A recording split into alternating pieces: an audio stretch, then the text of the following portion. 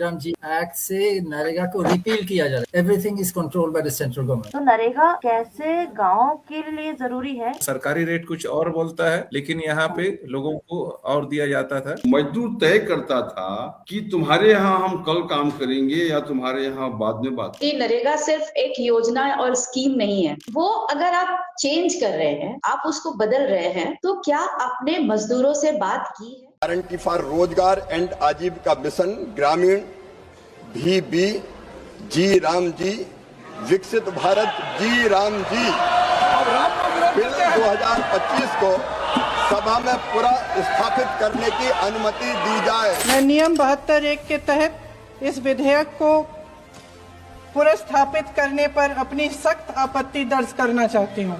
To remove the name Mahatma Gandhi is to strip the bill of its moral compass and its historical legitimacy, and then to have two languages in the title, just to make the acronym Ji Ram Ji, is not just a violation of Article 348 as pointed out in the previous discussion, but it also reminds me of a song, of a lyric from my childhood, sir. मेरे बचपन में ये गाते थे, देखो ये दीवानो ओ दीवानो ये काम मत करो, राम का नाम बदनाम मत करो। बिना इस सदन की सलाह लिए इस तरह से जल्दी में विधायक को पास नहीं होना चाहिए। जो देश हित में बिल पारित करना है वो तो हम पारित करके ही रहेंगे। निर्णय हाँ वालों के पक्ष में हुआ, हाँ वालों के पक्ष में हुआ, अनुमति प्रदान की जाती है। Honorable Minister Shivraj Chauhan ji, your name will be remembered, the minister who removed the father of the nation's name. इस राम को काम चाहिए, उस काम का सही दाम चाहिए, मजबूरी में। जोहार साथियों, मैं हूं मोनिका मरांडी और झारखंड में शक्ति अभियान को देखती हूं, उस पर काम करती हूं। आज हम एक बहुत ही महत्वपूर्ण मुद्दे पर बात करने के लिए आए हैं कि जो जी राम जी बिल आया है या एक्ट आया है 2025 में, और उसमें कैसे मनरेगा को बदला है या फिर उसमें क्या बदलाव आए हैं। पर हम उससे पहले बात करें, इससे हम हमारे साथ साथी जुड़े हैं, हम उनको आपसे मिलाएंगे ताकि आप इस बिल को और बेहतर तरीके से समझें और जड़ में मतलब भारत के जड़ों पर उसका क्या असर होगा इसके बारे में और बेहतर तरीके से जान सके। तो हमारे साथ है जॉन ग्रेस जी, जो एक प्रख्यात अर्थशास्त्री हैं, एक्टिविस्ट हैं, लेक्चरर हैं, मल्टी टैलेंटेड हैं और बेहतरीन ग्राउंड पे काम कर रहे हैं।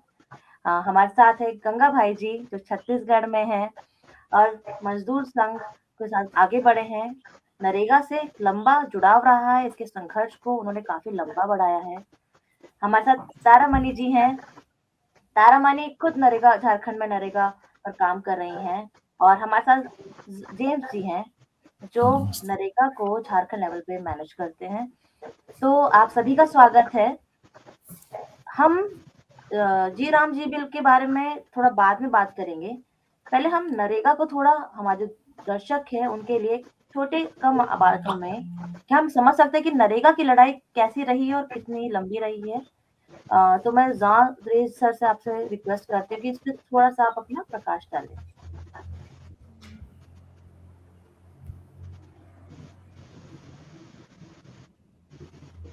सर आप म्यूट पर हैं।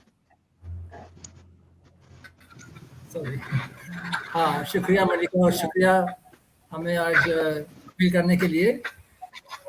आपने कहा कि नरेगा में बदलाव लाया गया है, लेकिन एक्चुअली बदलाव की बात नहीं है। इस बीबी जी राम जी एक्ट से नरेगा को रिपील किया जा रहा है, मतलब इसको रद्द किया जा रहा है। ये सेक्शन 37 के साफ कहती है कि जिस दिन बीबी राम जी का नया योजना नोटिफाई किया जाएगा अगले 6 महीने के अंदर, उसी दिन से नरेगा रिपील होगा।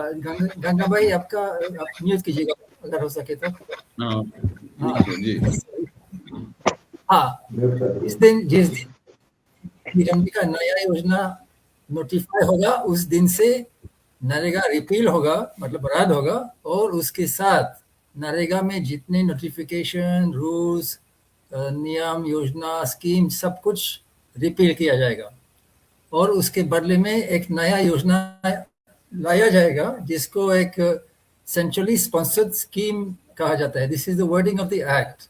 मैं नहीं कह रहा हूँ, ये बीबीजी हम जी एक्ट कहता है कि नया स्कीम जो है सेंट्रली स्पॉन्सर्ड स्कीम, इसको सेंट्रली स्पॉन्सर्ड स्कीम माना जाएगा।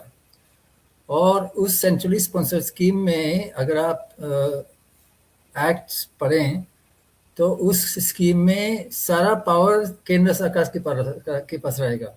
Everything is controlled by the central government. नया स्कीम कहाँ लागू होगा, कब लागू होगा, कितना खर्चा होगा, किस राज्य में कितना खर्चा होगा, मजदूरी कितना दिया जाएगा, किस तरह की टेक्नोलॉजी का इस्तेमाल किया जाएगा, किस तरह के योजना के अंदर काम किया जाएगा, एवरीथिंग सब कुछ केंद्र सरकार तय करेंगे। और ये एक बड़ा सवाल है क्योंकि नरेगा जैसे सामाजिक कानून है वो आम कानून जैसे नहीं है। It's not like an ordinary law. Ordinary law क्या करता है, वो नागरिक को जवाबदेह बनाने की कोशिश कर रहे हैं। It makes the citizen accountable to the state. But NREGA जैसे कानून में उल्टा प्रयास है कि state should be accountable to citizen, मतलब सरकार जवाबदेह बने। तो नरेगा जब बना था तो एक प्रयास किया गया है कि सरकार जवाबदेह बने। उदाहरण के लिए इसी के लिए उसमें लिखा है कि अगर रोजगार नहीं दिया जा रहा है तो बेरोजगारी भत्ता देना पड़ेगा, और अगर टाइम पर मजदूरी दिया गया तो देरी मजदूरी का मुआवजा दिया जाएगा। इस तरह का प्रावधान है। शायद बहुत सफल नहीं हुआ, लेकिन कम से कम एक प्रयास था कि जोर के पास पावर रहे और जवाबदेह सरकार बने। अब उल्टा हो गया, सारा पावर के सरकार के पास आ गया। ये एक बात समझना जरूरी है। दूसरी बात ये भी समझना जरूरी है कि अब केंद्र सरकार कह रहे कि हम 125 दिन देंगे 100 दिन के बदले में, लेकिन ये केवल जहर मिठाने की बात है। अगर आपको 100 दिन के बदले में 125 दिन देना है तो ये नरेगा के अंदर किया जा सकता था। इसके लिए कानून रद्द करने की कोई जरूरत नहीं थी। There was no need even to amend NREGA. अगर आप 125 दिन देना चाह रहे हैं तो दे सकते हैं नरेगा में। नरेगा कहती है कि 100 दिन एक मिनिमम गारंटी है। इस गारंटी को आप बढ़ाना चाह रहे हैं तो कर सकते हैं। तो ये एक जो बात है, ये पब्लिक को कंफ्यूज करने की बात है। और इसलिए भी क्योंकि एक तरफ 125 दिन की बात कर रहे हैं, लेकिन दूसरी तरफ इसका कोई फाइनेंशियल बैकिंग नहीं है, कोई फाइनेंशियल गारंटी नहीं है। तो अगर फाइनेंशियल गारंटी नहीं तो 125 दिन की बात करने का कोई फायदा नहीं है। अच्छा, तो 125 दिन की बात से अगर हम बच जाएं और थोड़ा एक्ट पढ़ें तो इससे पता लगता है कि इस एक्ट में नरेगा को आगे बढ़ाने की बात नहीं, लेकिन इसको कम करने की बात है, कमजोर करने की बात है। कैसे? कम से कम 5 कदम उठाए जा रहे हैं जिससे रोजगार कम होने वाला है। पहला, जिसको हम लोग स्विच ऑफ क्लोज बोलते हैं, दिस इज सेक्शन 5.1। और ये जिसको हम लोग स्विच ऑफ क्लोज कहते हैं, वो करिए कि नया योजना वहीं लागू होगा और तब लागू होगा जहां और तब केंद्र सरकार तय करेंगे। तो सेंट्रल गवर्नमेंट डिसाइड नया स्कीम कहाँ लागू होगा। तो ये गारंटी ये किस तरह की गारंटी है? आप एक तरफ काम की गारंटी की बात करें, लेकिन आप कोई गारंटी नहीं दे रहे कि गारंटी लागू होगी। कोई गारंटी है ही नहीं। So this is the first point. Second point is the new financial framework, जो सेक्शन 22 में है। तो इसमें पूरा एक नया फाइनेंशियल फ्रेमवर्क लाया गया है। नरेगा में क्या था कि 90% खर्च केंद्र सरकार करते थे, और मजदूरी की बात करें तो 100% खर्च, मतलब 100% मजदूरी केंद्र सरकार देते थे, और जो मटेरियल खर्च है उसमें 75%। तो लगभग सारा खर्च केंद्र सरकार के हाथ में था। तो इससे क्या था कि राज्य सरकार काफी खुशी से प्रोजेक्ट्स को सैंक्शन करते हैं, मतलब स्वीकृति देते हैं, क्योंकि उनका के लिए ज्यादा खर्च की बात नहीं है और इससे अच्छा काम करने का मौका बनता है। So for the state governments it was quite attractive. और उसी से नरेगा में इसी के कारण नरेगा में काफी रोजगार जनरेट किया गया है। अब जो नया फ्रेमवर्क है उसमें क्या होगा कि केंद्र सरकार तय करेंगे कि किस राज्य को कितना पैसा दिया जाएगा, और उसके अंदर जैसे मान लीजिए अगर झारखंड सरकार को मान लीजिए अगर 2000 करोड़ की एलोकेशन तय किया गया है, तो उसमें से 40% झारखंड सरकार को देना पड़ेगा, 800 करोड़, बाकी 40% केंद्र सरकार देगी। और अगर 2000 करोड़ से ज्यादा खर्च करना है तो राज्य सरकार को ही 100% खर्च करना पड़ेगा, 100% खर्च करना पड़ेगा। और तो तब भी केंद्र सरकार का आदेश पढ़ना पड़ेगा, जो केंद्र सरकार कहते हैं, जो नियम है केंद्र सरकार का, उसका हिसाब से उसी हिसाब से काम करना पड़ेगा। तो हमको लगता है कि बहुत कम राज्य है जो ऐसे करेंगे, मतलब जो जितना एलोकेशन तय किया गया है उसी के अंदर काम करेंगे, उससे ज्यादा नहीं देंगे। और 40% भी देना इतना आसान नहीं होगा, और खास करके जो गरीब राज्य के लिए इतना आसान नहीं होगा। तो इससे भी थोड़ा रोजगार कम होने का खतरा हो रहा है। तीसरा एक डिसकंटिन्यूएशन क्लॉज है, सेक्शन नंबर 6, जो कहती है कि हर साल में 60 दिन तक योजना बंद रहेगा। मतलब राज्य सरकार को 60 दिन का समय तय करना पड़ेगा, खास करके फसल और बुआई के समय, मतलब जो peak season, peak agricultural season के समय 60 दिन तय करना पड़ेगा जिसमें योजना बंद रहेगा। तो इससे भी एक तरह का कॉम्प्लिकेशन बनेगा, इससे भी, और इससे तो योजना बंद ही रहेगा 60 दिन तक, तो इससे भी कम रोजगार कम होने का संभावना है। मैं एक जो जानना चाहती हूँ, ये लोग बोले एक बस मैं इंटरप्ट कर रही हूँ कि एक तो कह रहे कि पीक एग्रीकल्चर पे देगा, वो तय कैसे होगा? मतलब क्योंकि सब लोकेशन का तो एग्रीकल्चर अलग अलग पीरियड है उनका। मतलब हर स्टेट को, जैसे झारखंड को 60 दिन का एक पीरियड तय करना पड़ेगा। जैसे झारखंड की बात करें तो पीक सीजन, जुलाई को पीक सीजन माना जा रहा है, उसी समय किसान अपना हल चला रहे हैं और सोइंग करते हैं, ट्रांसप्लांटेशन करते हैं। तो मुझे लगता है कि झारखंड में शायद जुलाई को निकाला जाएगा इस स्कीम से, जबकि जुलाई में कई बार जरूरी काम होता है नरेगा में, जैसे जो आम बागवानी जो काम होता है, जिसमें जेम्स ने काफ़ी काम किया है, तो वो थोड़ा मुश्किल हो जाएगा क्योंकि ये प्लांटेशन उसी समय होता है। तो इससे भी थोड़ा रोजगार का रिस्ट्रिक्शन हो जाएगा। चौथा, शेड्यूल 1 में एक कन्वर्जेंस क्लॉज है। कन्वर्जेंस क्लॉज कहती है कि जो नया स्कीम है, जो कोई भी काम उस वीबी जी राम जी में जो भी होगा काम, तो सारा काम will be done in convergence with the scheme notified by the central government. मतलब केंद्र सरकार नोटिफाइड योजना से ही काम चलेगा। जैसे आपका PMAY है, प्रधानमंत्री आवास योजना, तो उसमें जो लेबर कंपोनेंट है वो नरेगा की तरफ से किया जा रहा है। तो इसी तरह केंद्र सरकार के कुछ योजनाओं से ही काम दिया जाएगा, और कोई काम नहीं दे सकता है। केवल उन्हीं योजनाओं से जो केंद्र सरकार ने आइडेंटिफाई किया है उन्हीं योजनाओं से काम होगा। उससे भी दिक्कत होगा क्योंकि जो कन्वर्ट स्कीम है, जैसे आपका PM आवास है, जो कन्वर्ट स्कीम है उसमें मटेरियल का खर्चा काफ़ी ज़्यादा होता है।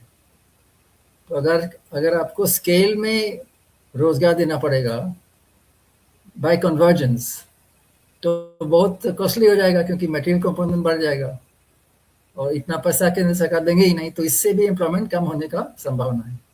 And finally in the entire act, जो वीबी जी राम जी एक्ट है, उसमें बार बार टेक्नोलॉजी और सोफिस्टिकेटेड टेक्नोलॉजी लगाने और लाने की बात होती है, जिसमें डिजिटाइजेशन, आधार, बायोमेट्रिक्स, आर्टिफिशियल इंटेलिजेंस, NMMS, वो सब हर कदम इस तरह का टेक्नोलॉजी लगाया जाएगा। जबकि पिछले 10 साल में इस तरह के टेक्नोलॉजी से काफ़ी दिक्कत हुआ है और मजदूरों का अधिकार काफ़ी कम हो गया है, काफ़ी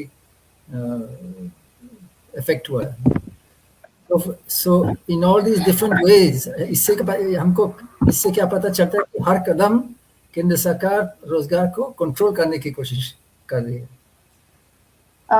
तो हाँ बताइए।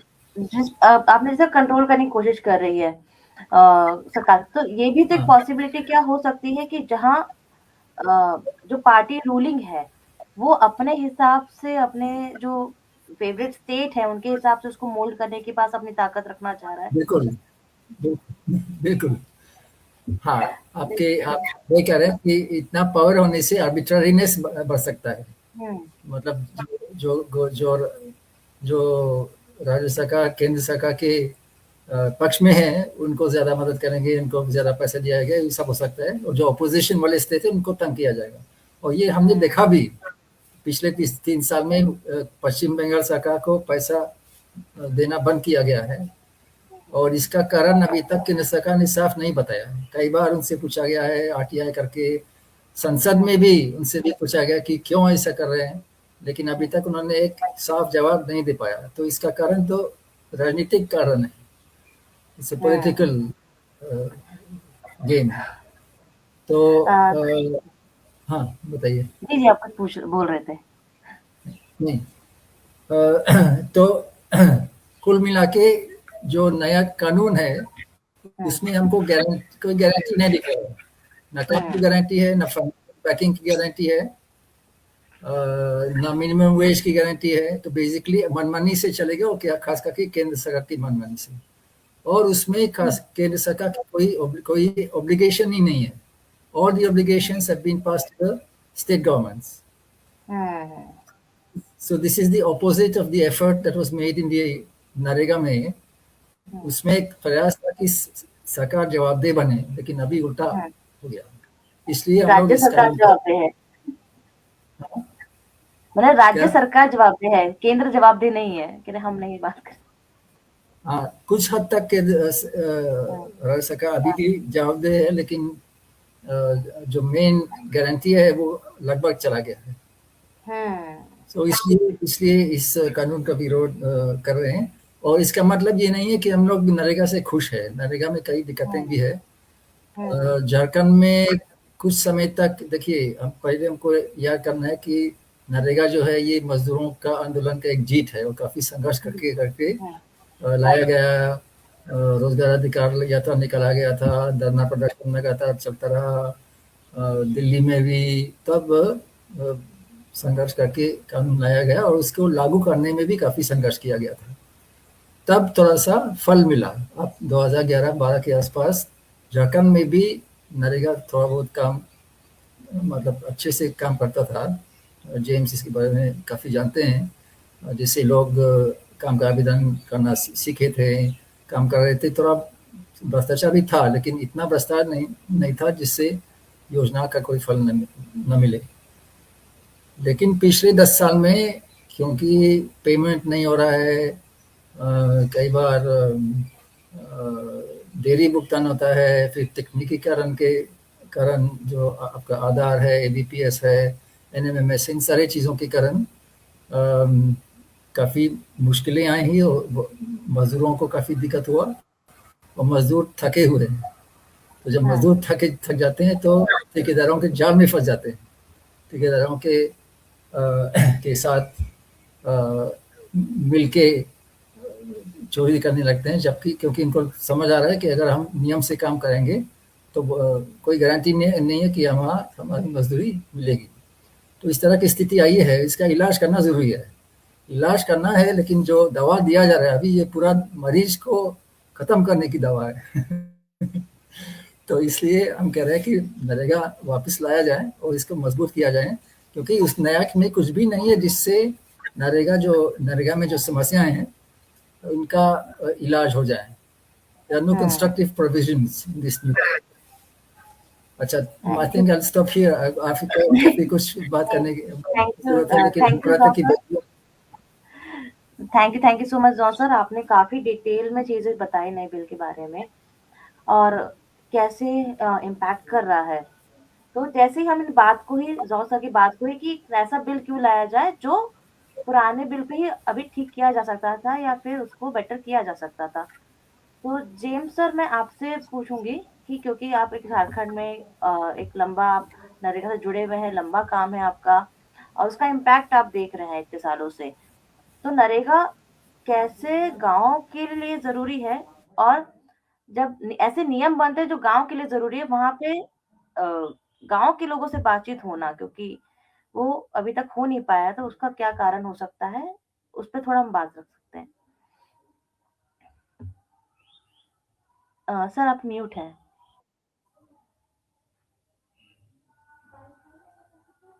अनम्यूट कीजिएगा। हाँ सर। यस। तो सभी को जोहार, जिंदाबाद। दर्शकों को भी जैसे कि मोनिका जी ने आप पूछा, उसके सवाल के जवाब के रूप में मैं अपनी बात शुरुआत करता हूं। महात्मा गांधी राष्ट्रीय ग्रामीण रोजगार गारंटी कानून के शुरुआती दौर से हम लोग जुड़े हुए हैं, और चूंकि हम लोग तो बचपन से ही गांव में अपना समय बिताए हैं और हम लोग उस तरह का काम करके एक तरीके से सरवाइव किए हैं। तो बिफोर मनरेगा एक तरीके से गांव में कोई भी काम खुलता था तो वहां गांव के लोग कुदाल, गैंता, झिलंगी, टोकरी लेकर के कूद पड़ते थे, बहुत सारे लोग, क्योंकि बहुत कम ऑप्शन मिलता था। तो एक दो योजनाएं मिली, उसको लेकर के पूरा गांव के गांव हुजूम के हुजूम पहुंच जाता था, और उसमें ठेकेदारों की मनमर्जी चलती थी कि किसको लगाए किसको नहीं लगाए, कितना मजदूर लगाए। उसमें सबसे ज्यादा वंचित होते थे जो बुजुर्ग महिलाएं हैं या बच्चों को लेकर के गई हैं वो महिलाएं हैं, या फिर खासकर जो बोल नहीं पाती है, जो दूर से टुकुर टुकुर ताक रही है, देख रही है, वैसे लोग बिल्कुल वंचित हो जाते थे। तो ये दौर था। और तब 2003-04 के आसपास में देखेंगे तो राष्ट्रीय काम के बदले अनाज योजना शुरू हुआ था। तो उसमें भी भयंकर चोरी और ठेकेदारी, मतलब सरकारी रेट कुछ और बोलता है, लेकिन यहाँ पे लोगों को और दिया जाता था। तो ये सिचुएशन रहा था बिफोर नरेगा। 2005 में संघर्ष लगातार जारी रहा। अंततः 2006 में आपका 2 फरवरी को मनरेगा ग्राउंडिंग होना शुरू हुआ, मतलब जमीन पर उतरना शुरू हुआ। शुरुआती दौर में 200 जिलों में था, और तब ये जो जॉब कार्ड बनने हैं, रिसीविंग मिलने हैं, काम मांगने हैं, ये सरकारी मशीनरी की जेहन में ही कभी ऐसा नहीं था कि लोगों को इतना आसानी से दिया जा सके, कागज बनाया जा सके। तो चूंकि उसके पहले से लोग नरेगा लाने के लिए जहां जहां पे लड़ाई लड़ रहे थे, वैसे लोगों ने कानून का सहारा लेकर के धरना, प्रदर्शन, इन सब कार्यक्रमों के जरिए प्रखंड विकास पदाधिकारी कार्यालय को घेर लेना, और उसके बाद जब तक आप नहीं दोगे तब तक हम लोग वापस नहीं जाएंगे। तो कई बार ये झड़प भी हुआ, लेकिन चूंकि कानून बना हुआ था इसलिए कोई ऐसे मजदूरों के ऊपर में कोई ज्यादा थ्रेटनिंग नहीं हुआ। इवन हम लोग तो याद करते हैं कि हम लोग डिस्ट्रिक्ट हेडक्वार्टर में भी जाकर के पूरा फाइल वगैरह को लेकर के बैठे और सीधा कहे कि ये हम लोगों ने सारा प्रक्रिया पूरा किया है, आपकी कमी है कि आप कानून को नहीं मान रहे हैं। तो अंततः एक मिडिल पॉइंट पर समझौता हुआ और फिर हम लोगों ने वहां पे जीत हासिल की। और ये दौर लगातार 8-9 के आसपास तक हम लोग देखते हैं कि गांव के गांव लोग अपने अपने प्रखंडों को किसी भी नकारात्मक चीजें हो रही है तो लोग प्रखंड के प्रखंड को घेर ले रहे हैं। आपको एक इंसिडेंट बताऊं कि गढ़वा जिला का मेराल ब्लॉक है, वहां पे 350 मजदूरों ने रैली करते हुए काम मांगने का आवेदन वहां जमा करने गया, और उसमें से अधिकांश महिलाएं दलित महिलाएं थी, भूया, चमार, ऐसे जो सबसे निम्न वर्ग के होते हैं, वैसे लोग प्रखंड विकास पदाधिकारी के कार्यालय पहुंचे। तो उतना हुजूम कभी उस वीडियो ने देखा नहीं था, तो वो मजदूरों का सामना नहीं कर सकता था, इसलिए वो जाकर के थाना में बचने के लिए चला गया। तो उन मजदूरों ने वहां ब्लॉक से निकल करके पता चला कि थाना गए हैं, थाना पर भी उन्होंने धावा बोल दिया, मतलब उस तरह का धावा नहीं कि थाना पर आक्रमण कर दिए, बल्कि हम वही वीडियो से भेंट करेंगे और उनसे रिसीविंग लेंगे। तो थानेदार ने काफी समझाया, लेकिन नहीं माने, हम लोग को थाना के सामने, दरोगा के सामने रिसीविंग देना पड़ा। और उन्हीं मजदूरों ने कभी बैंक खाता का भुगतान में परेशानी हो रहा था तो बैंक मैनेजर को भी घेरा और वहां से भुगतान हासिल किया। उन्हीं महिलाओं में से जो बिमली देवी है, उन्होंने अपने कुआं का भुगतान के लिए जब यहाँ पंचायत, ब्लॉक, जिला जनसुनवाई के बाद भी उसका भुगतान नहीं हुआ था, तो रांची का जो स्टेट पब्लिक हियरिंग हो रहा था उसमें उन्होंने सबके पूरा स्टेट में कई वीआईपी अधिकारी लोग बैठे, उनके सामने एक तरफ डीडीसी अपना प्रेजेंटेशन कर रहे हैं कि हमारे वहाँ कोई दिक्कत नहीं, सब ठीक ठाक है। तो वहीं पे जब पब्लिक को मौका मिला, मतलब सुनवाई में दोनों को मौका मिलता है, तो महिला गई हुई थी और उन्होंने अपनी भाषा में ऐसे बोला कि डीडीसी साहब आप तो बहुत मीठा मीठा बोल रहे हैं, लेकिन आपको हम लोग जिला तक भी सुनाए हैं और आपने कहा था कि भुगतान हो जाएगा और भुगतान नहीं किए हैं और आज यहाँ मीठा मीठा बोल रहे हैं, आप क्यों झूठ बोल रहे हैं। ताकत जो है वो नरेगा ने ऐसे जो कभी आवाज नहीं उठा सकती थी वैसे महिलाओं को दिया, वैसे मजदूरों को दिया। ये मुझे लगता है कि एक बड़ी ताकत थी जहाँ मजदूरी और रोजगार के साथ साथ।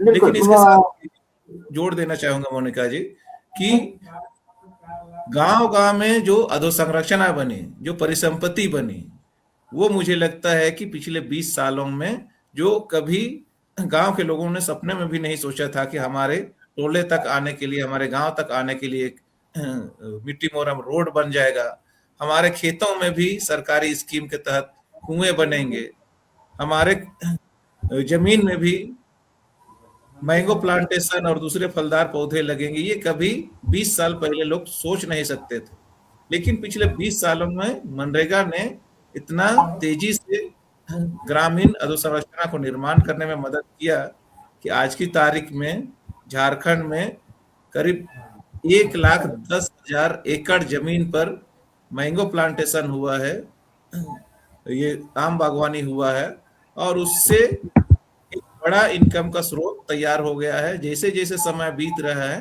हर एक साल न्यूनतम 40,000 से लेकर के लोग 1.5 लाख तक एक एक किसान कमा रहे हैं। तो ये नरेगा की देन है। तो जो संकट पलायन का था, जो संकट रोजगार का था, जो जमीन बंजर पड़ी हुई रहती थी, ऐसे जमीनों में भी मनरेगा एक वरदान साबित हुई है, खासकर झारखंड के लिए तो हम ऐसा बोल सकते हैं। तो सिर्फ प्लांटेशन नहीं बल्कि टैंक बने हैं, रोड बने हैं, आपका जितना भी पंचायत बिल्डिंगें बनी 2010-11 में, मुझे याद है कि बैकवर्ड रीजन ग्रांट का फंड और नरेगा दोनों मिलकर के आप एक एक पंचायत में देखेंगे तो यूपी से ज्यादा बेहतर पंचायतें आज झारखंड की पंचायतें बिल्डिंग के मामले में, इंफ्रास्ट्रक्चर के मामले में काफी बेटर हैं। तो हमारा जो सोशल ऑडिट वगैरह होता है वो पंचायतों में ही जाकर के रुकते हैं। तो ये मुझे लगता है इंफ्रास्ट्रक्चर के मामले में भी काफी डेवलप हुआ है झारखंड में, जहाँ लाइवलीहुड सिक्योर आया है। तो ये मैं बोल सकता हूँ कि नरेगा के कारण ये संभव हुआ। जी, और कोई सवाल है? जेम्स, मतलब हम लोग जो बात कर रहे हैं कि जब ये फाइनेंशियली सुरक्षा भी दे रहा है लोगों को, गांव में बेहतर इंफ्रास्ट्रक्चर भी खड़ा कर रहा है, पर जब मनरेगा में कुछ बदलाव आएंगे या फिर जैसे जॉ सर की बात से कहें कि उसको रद्द करने की कोशिश कर रहे हैं और एक नया बिल जो अश्योरिटी को खत्म कर रहा है, तो मैं अगला सवाल गंगा भाई आपसे पूछना चाहूंगी कि कैसे जो क्योंकि छत्तीसगढ़ हो चाहे वो झारखंड हो या फिर देश के और आदिवासी और गरीब इलाके जो है, वहां पे मजदूर जो है, किसान वो है, एक समय पर बाहर पलायन का शिकार होते हैं। तो क्या मनरेगा के हट जाने से पलायन में बढ़ोतरी होगी या फिर क्या उनको कैसा प्रभाव उन पे पड़ेगा? क्योंकि मजदूर और जो किसान एक महत्वपूर्ण वर्ग है भारत का, उस पर क्या प्रभाव पड़ने वाला है इस बिल के आने से या फिर इस बिल में बदलाव होने से? जोहार सभी को, और हमारे जो भी साथी हैं हमारे इसमें जुड़े हुए हैं सबको मेरा जोहार। ये आपने सही सवाल किया। मैं छत्तीसगढ़ की बात करूं तो छत्तीसगढ़ में जो हम देख रहे थे, आपने प्लान क्या होगा, क्या प्रभाव पड़ेगा इस तरह कानून की बदलाव आने पे या कमजोर होने पे। मैं तो ये कहूंगा कि जो मजदूर थे, मैं सरगुजा से हूँ, वहाँ मैं गांव से ही हूँ, तो मैं इस मनरेगा कानून के आने के पहले और वो आने के बाद की दोनों स्थिति मैंने बहुत बारीकी से देखा है। पहले जिस तरह का लोग मजदूर गांव के पटेल गौटिया ठेकेदार के दरवाजे में बैठे रहते थे, या छोटा सा कोई काम खुला सरकारी काम, तो वहां लोग अपना झलगी कोड़ी लेके जाते थे और काम नहीं मिलने पर वापस लौट के आते थे, और दिन भर उनको कोई काम नहीं मिलता था, वनोपज के सहारे जीते रहते थे। लेकिन जब भी ये कानून आया तो मैंने देखा है कि मनरेगा कानून आने के बाद जस्ट ये उल्टा हो गया कि जो बड़े किसान हैं या गांव के थोड़ा सा गांव से बाहर के जो ठेकेदार हैं, वो लोग मजदूरों के घर में पूरा भीड़ बने रहता था। मजदूर को कहते थे कि मेरे यहाँ काम करने जाएं, मेरे खेत में काम करने के लिए जाएं। मजदूर तय करता था कि तुम्हारे यहाँ हम कल काम करेंगे या तुम्हारे यहाँ बाद में बात करेंगे। ये मजदूर उनको एक तरह से पेशी दिया करता था। उससे पहले कानून आने से पहले ठेकेदार उनको कहता था कि तुम 4 दिन बाद आना, 5 दिन बाद आना। अब सेम वही चीजें हमारा गांव का मजदूर कहता था किसानों को, बड़े किसान को, कि तुम अभी नहीं थे, 1 हफ्ता बाद मेरे पास आना। तो बताइए, इस तरह की बड़ा देखने को मिला था। ये जो ठेकेदार सदियों से, बड़े किसान सदियों से उनके ऊपर गुलामी कर रहे थे, वो जस्ट उल्टा मजदूर सीधी सी उनको जवाब दे रहे थे। जहां तक उनके रेट के बारे में गांव का मेरी जानकारी में 20 रुपया प्रतिदिन था, वो कहे 200 रुपया। अब मनरेगा से भी ऊपर मजदूरी देने गांव के लोग अब देना शुरुआत कर दिए। तो ये बड़ा मजदूरी दर को बढ़ाने में भी ये मनरेगा बहुत बड़ा काम आया था, और लोगों की पलायन बड़ी मात्रा में रुक गया था, क्योंकि किसान या बड़े जो ठेकेदार हैं वो लोग अपनी मजदूरी दर बढ़ा के देना चालू कर दिए थे काम, और पलायन काफी हद तक रुका था। आपका कहना है कि ये कानून बदल जाएगा, कमजोर हो जाएगा, जो भी है, तो फिर क्या होगा? तो वो चीज फिर से जो बड़ा किसान है, गांव के जो बड़े प्रधान हैं, किसान हैं, उनके राज आ जाएगा। हम तो ये देख रहे थे कि मजदूरों की सत्ता आ रही है, मजदूर धीरे धीरे अपनी सत्ता पकड़ रहे हैं। महिलाएं के खाते में पैसा आना शुरुआत हो गया था, महिलाएं लोग अपने मन से कुछ सामान खरीदना बच्चों के लिए शुरुआत कर दिए थे। अब ये कानून आने पर, अभी अगर जी राम जी आया तो निश्चित है पूरा मनरेगा कमजोर हो जाएगा, कमजोर क्या खत्म हो जाएगा। तो वो जमाना फिर से आ जाएगी जो हमारे मजदूर फिर गुलामी की ओर जाएंगे, फिर वो ठेकेदार की गुलामी में आ जाएंगे। दूसरी बात हम कहें कि जिस तरह का ये जो बोल रहे थे, मैं सुन रहा था, ये बिल्कुल हालांकि ये साजिश पूर्वक है, बहुत तरीके से तो पहले से ही चल रहा था। इसको नरेगा को कमजोर करने, क्या मजदूरों का जो अधिकार है उसको पूरी तरह मारने का जो प्रयास किया जा रहा, तो पहले से ही था, लेकिन अभी पूरा खुल्लम खुल्ला अभी दिखाई दे रहा है। जी राम जी करके जो लाने की प्रयास कर रहे हैं, अरे यहाँ तो 125 दिन जिस तरह बढ़ाने की बात कर रहे हैं, 100 से 125 दिन ले जाने की बात कर रहे हैं। हमारे छत्तीसगढ़ में 35 से 40 दिन काम नहीं दे पा रहे हैं, धीरे धीरे लोग काम की ओर बढ़ रहे हैं, तो उसी को बिल्कुल बढ़ा देना चाहिए। तो उसको बढ़ाने के लिए कानून को छेड़ने की क्या जरूरत था? तो ये जो अभी धीरे धीरे गांव के लोगों ने काम मांगना शुरुआत किया था, लोग अपने काम की ओर जा रहे थे, क्योंकि कोई कानून बनने के बाद उसको जमीन में इम्प्लीमेंट करने के टाइम लगता है, लोगों को समझना होता है, लोग समझते हैं, अधिकारी समझते हैं, नीचे लेवल के। वो एक लेवल आ चुका था, लोग काम मांग रहे थे, काम समय पर नहीं मिल रहा था तो भत्ता भी मांगना शुरुआत कर देते। छत्तीसगढ़ में अभी जेम्स जो बात कर रहे थे, छत्तीसगढ़ में बहुत बड़े मामले में तालाब बने हुए हैं, जो कभी हमारे किसान कभी सोच नहीं सकते थे कि उनके खेत में तालाब बनेगा। उसमें बहुत सारे लोग मछली पाल रहे हैं। यहाँ सोलर के बहुत सारे सोलर लगे हुए हैं, और सोलर से उस तालाब में लोग पानी लिफ्ट करके खेतों में अच्छे धान की खेती हो रही है, जो कभी सोचे नहीं थे। अब ये तो लोग अपने आस देख रहे थे कि अब मैं अगले साल मैं भी अपने खेत में तालाब बनवाऊंगा, मैं भी अपना सोलर लगाऊंगा, तो मैं इतना एकड़ में खेती करूँ, ये पूरा आस लगाए थे लोग, एक दूसरे को देख के। अब तो बहुत बड़ा चिंता की बात हो गई है कि जो निराश हो गए हैं लोग इस तरह का। मुझे लगता है तालाब कैसे बनेगा? वो तो कानूनी नहीं रहेगा तो तालाब बनने की बातें नहीं है। तो ये मेरा मोटा मोटी बात है। पलायन तो बहुत बड़ी मात्रा में होगा, इसमें दो मत की बात है। पलायन से जब हम बात करते हैं तो सिर्फ पुरुष भी पलायन नहीं करते, महिलाएं भी पलायन करती हैं। और मनरेगा में जब भागीदारी 50% से भी ज्यादा महिलाएं भागीदार रही हैं काम करने में, उनको आर्थिक शक्ति दिया है मनरेगा ने, तो तारामणि जी, क्या ये सवाल अब नहीं उठता है कि उनकी आर्थिक शक्ति का, उनकी स्टेबिलिटी का, उनकी निर्णय लेने की शक्ति जो उनको प्रदान करता है, उस पर कैसे प्रभाव पड़ेगा इसका? और क्या वो जो विकास अब जो आगे बढ़ रही थी, वो जब निर्णय लेने लगी थी, है ना, फाइनेंशियली निर्णय लेने लगी थी, उस पर एक बड़ा प्रश्न चिन्ह नहीं खड़ा कर देता है ये बिल, या फिर कुछ और बेहतर होगा महिलाओं के जीवन में? मतलब मैं दोनों तरीके से बात करना चाहती हूँ, आप बिल्कुल आपने सही कहा। सभी से हमारे बहुत पुराने साथी जुड़े हुए हैं, मैं सबों को फिर से एक बार जोहार करती हूँ, झारखंडी जोहार।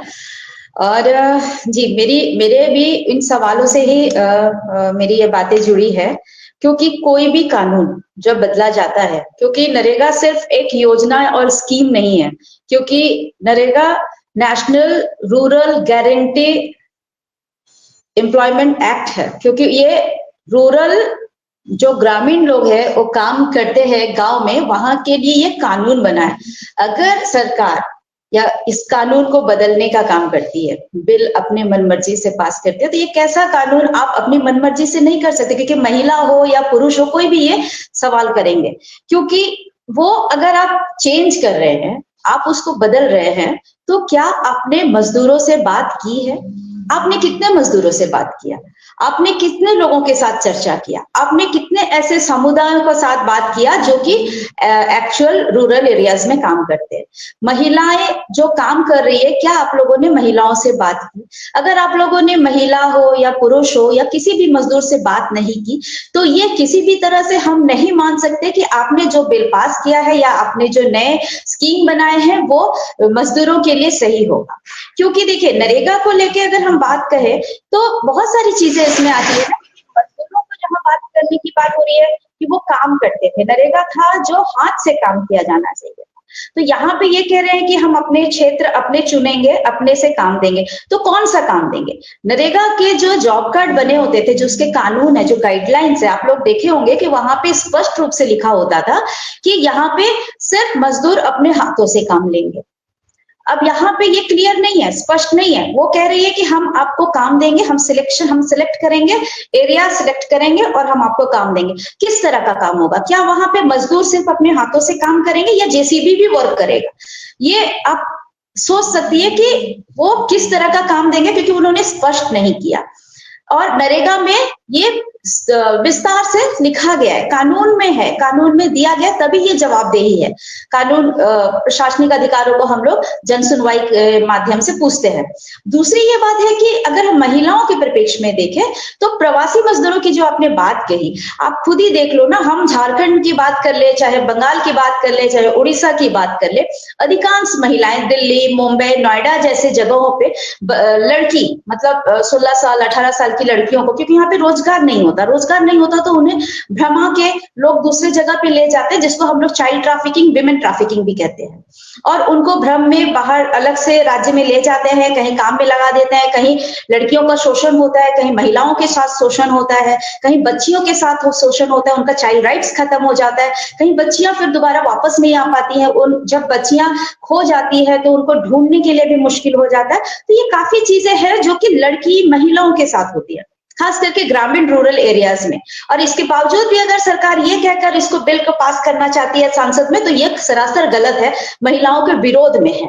क्योंकि आज महिला और बेटियों जिस तरह से गांव में अपने आप को, अपनी जिंदगी को बदतर जिंदगी देख रही हैं, खास करके रोजगार को लेके, तो ये कहीं नहीं है।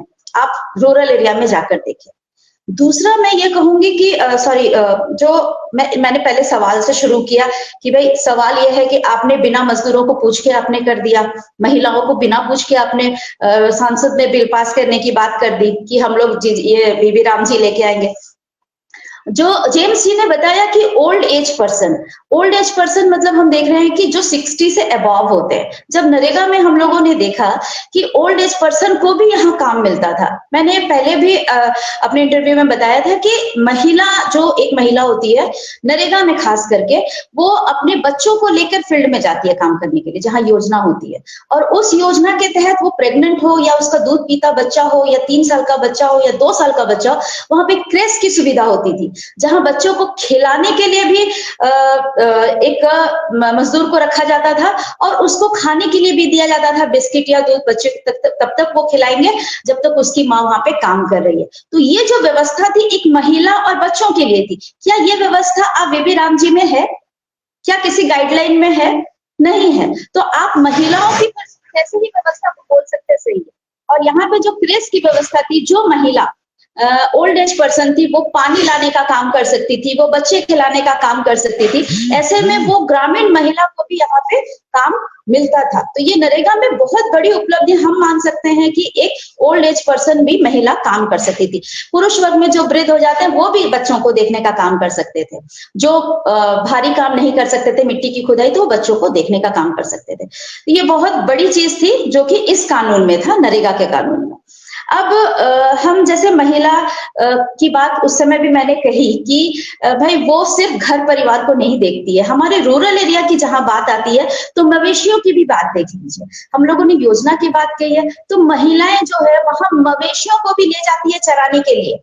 वो उनको चराते हुए उनको बांध कर फिर वो काम करती है। तो उनके ऊपर जो परेशानियां आती है वो सिर्फ घर परिवार को नहीं देख रही है, सास ससुर को नहीं देख रही है, प्रेग्नेंट होकर अपने सिर्फ वो गर्भ में रहने वाले बच्चों को नहीं, बल्कि वहां के मवेशियों को भी देख रही है, वहां के एनवायरनमेंट को भी देख रही है। तो ये कोई छोटा मोटा काम नहीं है जो रूरल एरिया की महिलाएं कर रही है। वो हर चीज को देखते हुए अपने हर एक जीवन शैली के साथ वो काम कर रही है नरेगा के काम में, जो 2 वक्त का वो रोजगार कर पा रही है।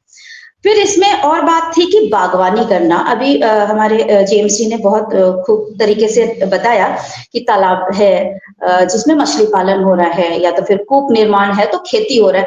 आप देख सकते हैं कि हमारी महिलाएं वहां जाके सब्जियां उगा रही है, तब घर में खाना बन रहा है, मछलियां हो रहे हैं या आम बागवानी में आम आ रहा है, तो वो स्वरोजगार, उनके रोजगार का एक रास्ता बना है ताकि वो अलग राज्य में ना जाए, अपने ही घर में कम से कम सालों भर में 2 तरह के या 3 तरह के वो खेती फसल उगा सके। फसल में अगर हम लोग धान की खेती कर रहे हैं, फिर बाद में वो और भी खेती कर सकते हैं। फिर उसके बाद तो आम बागवानी है। ये तो सीजनली, सीजन के अनुसार हम लोग अपने क्षेत्रों में बढ़िया तरीके से खेती मेड़बंदी करके हम लोग पानी का व्यवस्था करके हम लोग खेती कर सकते थे। ये प्रवासी मजदूरों को रोकने के लिए था, जो काफी बेहतर तरीके से ये नियम और कानून बनाए गए थे। फिर ये और कई सारी बातें थी कि नरेगा को लेके हम बेरोजगारी भत्ता, कहीं मैंने ये बेबी राम जी पर मैंने कहीं पे किसी उनका गाइडलाइन नहीं देखा अभी तक। यहाँ पे क्या था कि नरेगा में अगर आप 15 दिन में काम नहीं दे रहे हैं तो हम बेरोजगारी भत्ता का डिमांड करते थे कि 15 दिन के अंदर हमने डिमांड किया कि भाई हमें काम दे देना चाहिए। लेकिन अगर वहां पे पंचायत से काम नहीं मिलता है तो उनको क्या था कि आप नहीं दे रहे 15 दिन के अंदर, तो बेरोजगारी भत्ता आपको देना जरूरी था। ये यहाँ पे कानून में था। दूसरा ये है कि आप अगर उस घटना स्थल में अगर आपके साथ कुछ हो जाता है तो उन्हें मुआवजा दिया जाएगा। उन्हें मुआवजा और उनका इलाज नरेगा के तहत वहां के अधिकारी को जिम्मेदारी दे दी जाती थी। वो नियम था कि वो करेंगे। फिर और ये था कि घटना होने पर जो मुआवजा की चीज, वो मुआवजे के पैसे वहां पे उनके घर तक पहुंचाए जाए, अकाउंट में आ जाए। ये पूरे देख रेख सिस्टम जो थे ये वहां के अधिकारियों की थी। अब है कि वहां पे बच्चे खिलाने का और ये फर्स्ट एड का वो सारी व्यवस्थाएं वहां पे थी। लेकिन ये बेबी राम जी में कहाँ है? हम महिलाओं की सुरक्षा की बात कर रहे हैं, महिलाओं की बात कर रहे हैं, ग्रामीण एरिया की बात कर रहे हैं। तो आप किस क्षेत्र, कैसे आपने इस न्यू जो बेबी राम जी जो पास करने की बात की, वहां महिलाओं की सुविधा, सुरक्षा और उनकी जिंदगी को लेके आपने क्या ही बात रखी है? मजदूरी और काम करना तो हम बाहर भी जगह जाएंगे तो काम मिल जाएगा, पर सुरक्षा की बात कौन करेगा? उनके स्वास्थ्य की बात कौन करेगा? उनके परिवार के लिए कौन सोचेगा? उनके घर की ये जो बातें हुई है कि हम योजना ग्रामीण क्षेत्र में योजना देते हैं, ये सिर्फ योजना नहीं है बल्कि ये ग्रामीण संपत्ति है, जहां लोग खुद से अपनी संपत्ति को बहुत बेहतर तरीके से उसका रोपण कर रहे हैं, उसमें से सोना उगा रहे हैं और खुद का रोजगार कर रहे हैं। जी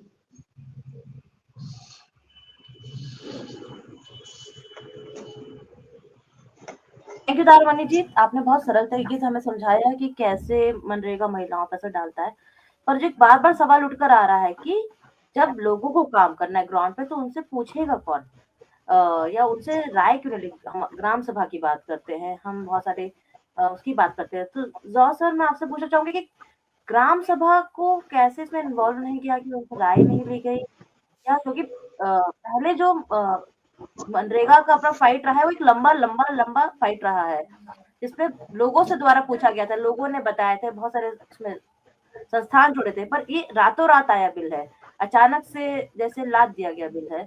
तो इसमें लोगों की जो मत का है, जो हमारे संवैधानिक अधिकार भी है लोगों का, कि जो हम अपनी बात रख सके, वो कहीं ना कहीं गायब दिखता है। तो इसको कैसे कवर अप किया जाएगा या फिर क्यों नहीं हुआ ये सब?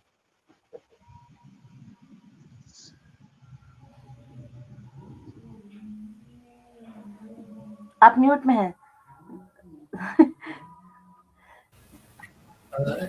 मोनिका एक बार फिर से सवाल बताइए। हाँ, मैं दोबारा पूछती हूँ। मैं कह रही हूँ कि अभी जब बात उठ रही है कि जब हम बात करें गांव की बात कर रहे हैं, है ना, लोगों की बात कर रहे हैं, तो इस बिल में, इस विचार में ग्राम सभा नदारद कैसे हमें दिखता है? ग्राम सभा का प्रेजेंस गायब कैसे है? या फिर जो पहले मनरेगा का फाइट हुआ था, मनरेगा को लाने का, नरेगा को लाने, एक लंबा लड़ाई लड़ी गई है आपके द्वारा या फिर और लोगों द्वारा, संस्थानों द्वारा, लोगों द्वारा, लोगों का बिल था, पर ये रातों रात आया बिल है। तो इस पर लोगों के जो विचार है उसको गायब होते दिख रहे हैं या उनके, तो वो ऐसा क्यों है कि इतनी क्या इमरजेंसी कि रातों रात बिल आया गया? दूसरी बात है कि ऐसे बिल जिसमें लोगों के विचार और संवैधानिक अधिकार है, जहाँ पे लोगों का मत होना चाहिए। जब हम नेता भी चुनते तो हमारे संवैधानिक मत हम वोट डाल के चुनते, तो ऐसे में ऐसे बिल आना जिसमें लोगों के विचार, और ऐसे कई बिल आए भी तो जिसमें विचार नहीं लिए गए हैं, तो ऐसे बिल आना, बिल्कुल हेलीकॉप्टर लैंडिंग के साथ बिल आना, कितना लोगों पे इम्पैक्ट करता है?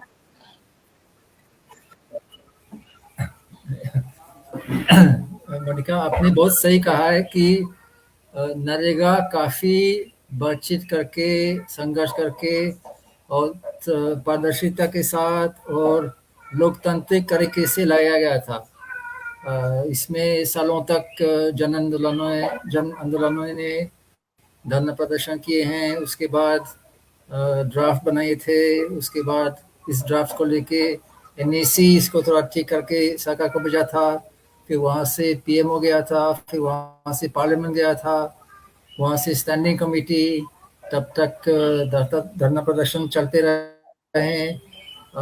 पार्टीज इसकी बात किए, मजदूर संगठनों ने रोजगार गारंटी की बात की, और फिर जब स्टैंडिंग कमेटी रिपोर्ट आया तो फिर से संसद में मामला आ गया है, वहाँ 2 महीने तक इसकी चर्चा हुई, तब रोजगार गारंटी कानून यूनानिमसली पार्लियामेंट में पास किया गया था। मुझे लगता है कि ये बहुत ही ट्रांसपेरेंट और डेमोक्रेटिक प्रोसेस था। अब अचानक बिना सूची एक नया बिल लाया गया है जो 2 दिन के अंदर पास किया गया है संसद में, BBG रामजी एक्ट। अभी तक स्पष्ट नहीं है कि किसने इसको बनाया है, कैसे बनाया है, क्यों बनाया है, क्या सरकार का प्लान अभी क्या है, उसको लेके क्या करेंगे, ये बिल्कुल स्पष्ट नहीं है अभी तक। ना स्टैंडिंग कमेटी को भेजा गया है, ना पब्लिक डिस्कशन हुआ है। तो हमको लगता है कि अब आज की स्थिति में हमारा सबसे पहला प्रयास ये होना चाहिए कि पब्लिक इस नया बिल और इस स्थिति और संकट की बात लोकतांत्रिक तरीके से हो जाए, ग्राम सभा में, संगठनों में, पार्टियों में, सड़क पे, संसद में।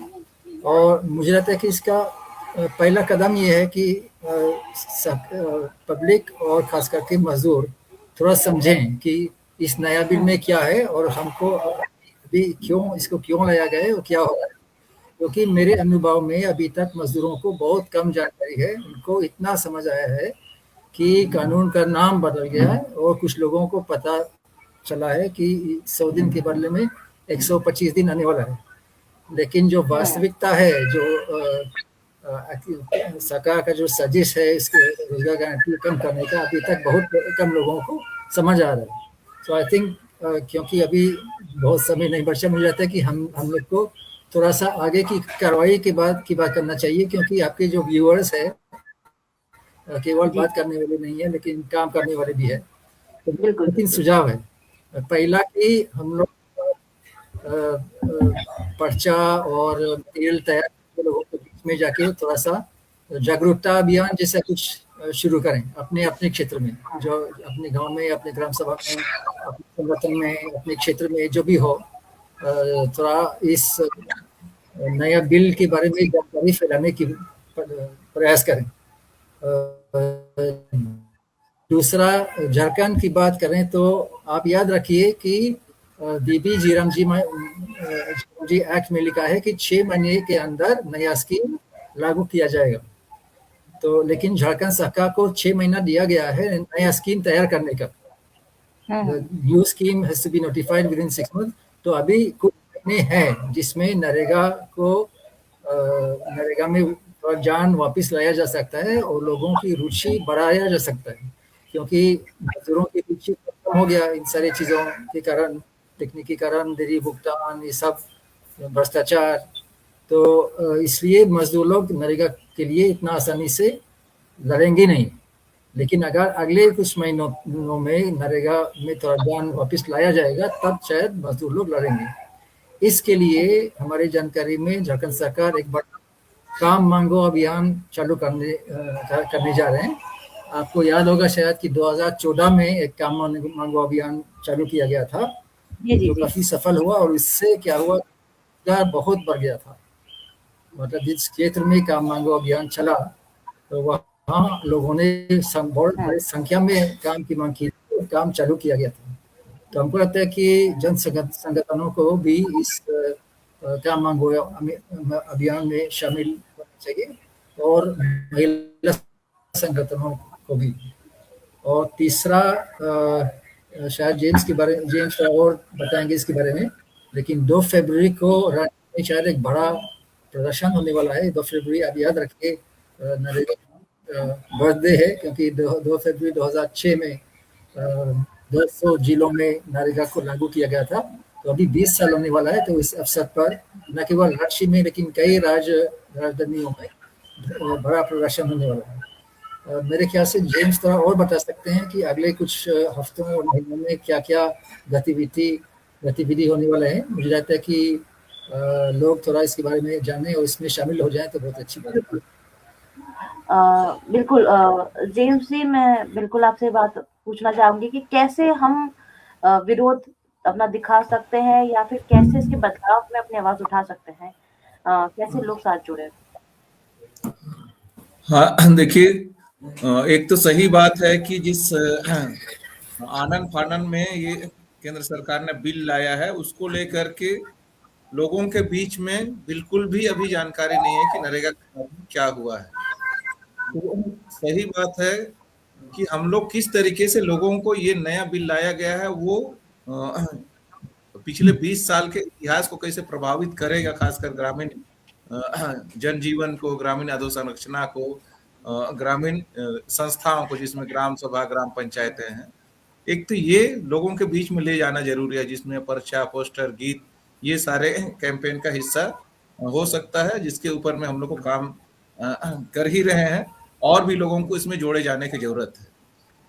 दूसरा, आगामी 26 तारीख को जो आपका पंचायत राज कानून और पेशा कानून के हिसाब से ग्राम सभाओं का आयोजित होना निर्धारित रहता है।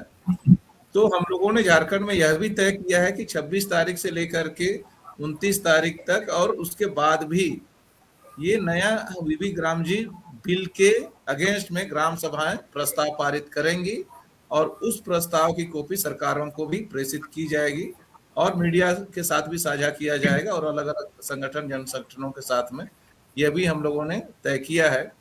और 30 तारीख को, चूंकि उसी दिन 30 जनवरी 1948 को महात्मा गांधी की गोली मारकर हत्या कर दी गई थी, तो हम लोगों ने भी ये अपने बीच में पूरा जो भी संगठन है उनके बीच में कह रहे हैं कि उस दिन ये एक तरह का वो भौतिक हत्या था और ये उनके विचारों की हत्या है, नामों की हत्या है। तो उसको लेकर के हम लोग एक दिन का उपवास करके महात्मा गांधी के विचारों को भी लोगों के बीच में फैलाएंगे, और साथ में ये जो मनरेगा कानून के साथ में हुआ है उसको भी हम लोग लोगों के बीच में प्रचारित करेंगे और संघर्ष के लिए लोगों से आह्वान करेंगे। हाँ, आखिरी बात ये भी है, मतलब आखिरी प्रोग्राम अभी तक के निर्धारित के हिसाब से 2 तारीख को रांची की सड़कों पर बड़ी संख्या में हम लोग संगठन, राजनीतिक दल, सभी लोगों को कोशिश कर रहे हैं समराइज करने की।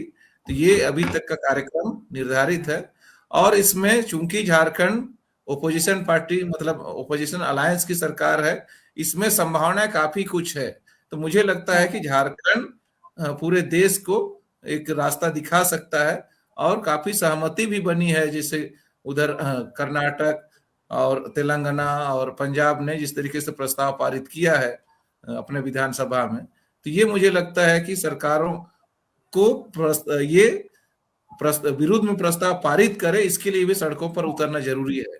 तो मुझे लगता है कि लगातार जो भी हम लोग काम कर रहे हैं अपने दैनिक क्रियाकलापों के अंदर, ये ग्राम सभाओं को छोटे छोटे समूहों के बीच में चर्चा करना, जनप्रतिनिधियों के बीच में चर्चा करना, राजनीतिक पार्टियों के बीच में ले जाना इन बातों को, तो ये महीने बाद कोई नहीं बोल रहा है। कांग्रेस को भी देख रहे हैं कि सिर्फ नाम बदल गया है, उसको लेकर के विरोध जता रहे हैं, तो उसके अंदर मुझे लगता है जरूरत है, तो उनको भी काफी कुछ एजुकेट करने की जरूरत है, प्रशिक्षण की जरूरत है, राजनीतिक प्रशिक्षण की भी जरूरत है।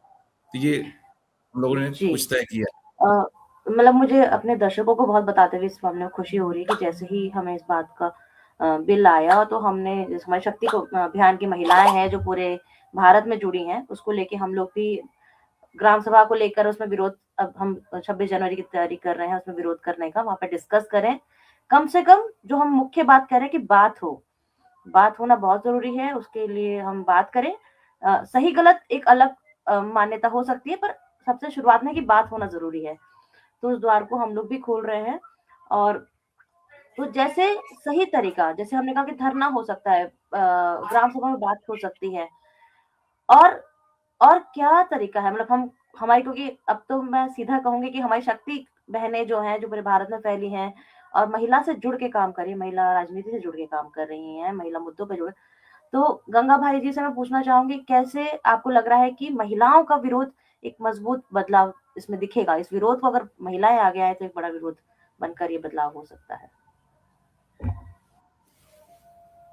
नहीं, अब महिलाओं का स्पेशल मुझे लगता है कि महिलाएं को जिस तरह का नरेगा में अगर देखा जा रहा था, हमेशा महिलाएं खेतों में भी काम करती हैं, लेकिन किसानों का नाम होता है। जनरली देखा जाए तो महिलाएं ज्यादा काम करती हैं। उसी तरह नरेगा में एक बड़ा हमारा जो व्यवस्था था कि महिलाओं का अलग जॉब कार्ड होगा, अलग बैंक अकाउंट होगा, उन महिलाओं के नाम से पैसा आता था।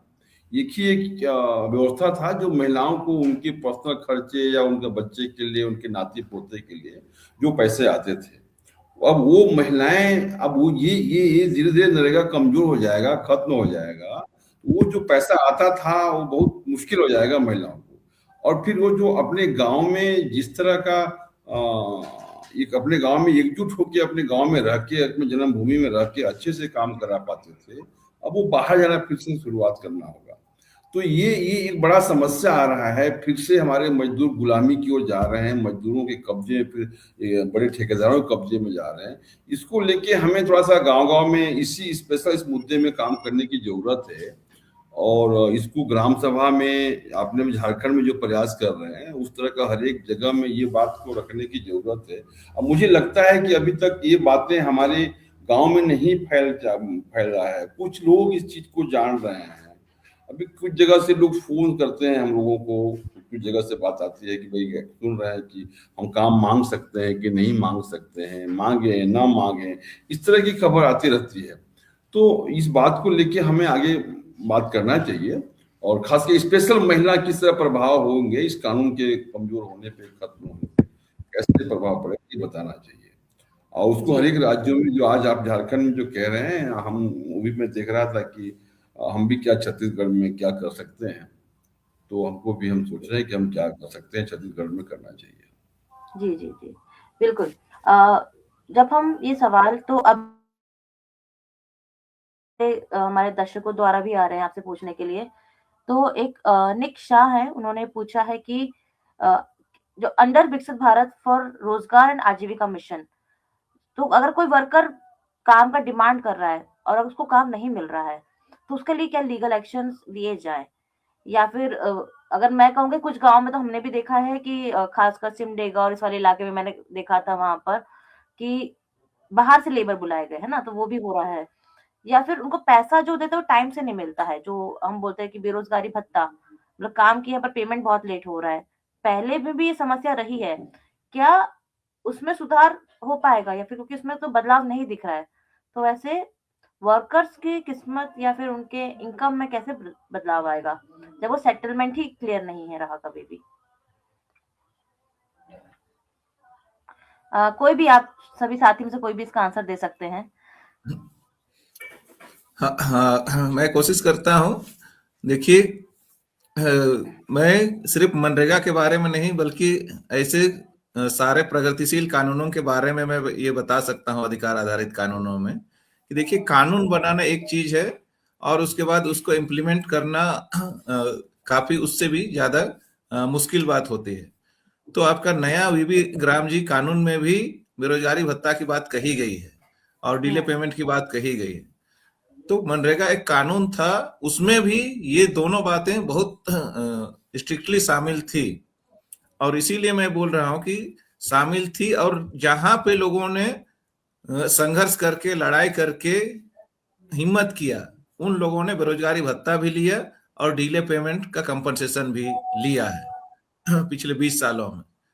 लेकिन नए वाले कानून में एक तो देखिए कि जितना मतलब हम लोग जैसे लोग मेहनत कर रहे थे नरेगा के लिए, हम लोग तो वीबी राम जी कानून के खिलाफ में हैं, तो हम लोग उसमें कोई इंटरेस्ट नहीं लेंगे। तो इंटरेस्ट कौन लेगा? जब जनभागीदारी नहीं होगी तो वैसे ही कोई भी नियम या कोई कानून अपने ही आप मर जाता है, धराशायी हो जाता है, किसी मायने नहीं रखता है। तो मजदूरों को मोटिवेट करने वाला, मजदूरों को एजुकेट करने वाला, मजदूरों के बीच में काम करने वाला, वैसे वीबी राम जी कानून से दूर रहेंगे तो मजदूर अपने दम पर तो नहीं लड़ाई करके कुछ भी हासिल कर लेंगे, अगर प्रोविजन भी है तो ऐसा मुझे लगता है। तो जन भागीदारी काफी जरूरी है और जन भागीदारी सिर्फ हमारी से कार्यकर्ता नहीं बल्कि उसमें एकेडमियस भी होंगे, उसमें ग्राम सभाएं भी होंगे, उसमें पंचायतें भी होंगी, मतलब जो स्टेक होल्डर्स हैं उन सबकी भागीदारी होती है, तब जाके कोई चीज सक्सेस होता है, सफल होता है। जी थैंक यू जेम्स जी। इसी दौरान एक सवाल और आया है जो मैं जॉन सर से पूछना चाहूंगी। उन्होंने बोला है कि अगर जैसे इनकम की ही बात हो रही कि इनकम डिले हो रहा है या नहीं आ रहा है, 15 दिन से ज्यादा हो गए और हमने तो कई जगह पे साल भर भी उन्होंने बोला है, देखा है, तो ऐसे में लीगल ऑप्शंस क्या होंगे लोगों के पास? लीगल ऑप्शन क्या होते हैं लोगों के पास जो उसको उस पर काम कर सके या फिर उसको ले सके? इनकम माने मजदूरी की बात कर रहे हैं? हाँ, कि डिले होता है, जो इनकम डिले, उनका पेमेंट डिले हो जाता है बहुत ज्यादा। 15 दिन की बात कहता है मनरेगा भी, पर उसमें साल भर से ऊपर भी जाता है। या फिर मेट, कई बार आपने देखा होगा मेट पैसा काट लेता है और आधा पैसा देता है, बहुत सारी चीजें होती हैं।